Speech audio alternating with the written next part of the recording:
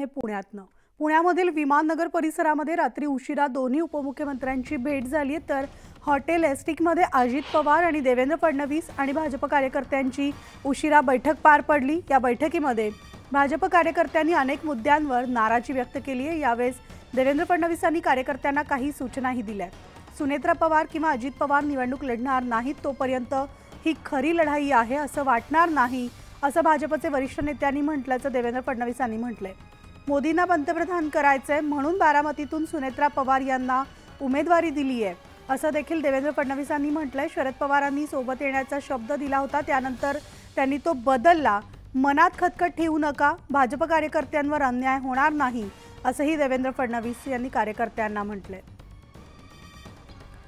तर देवेंद्र फडणवीस यांनी पुण्यामध्ये कार्यकर्त्यांची समजूत काढलेली आहे। अनेक कार्यकर्ते नाराज होते।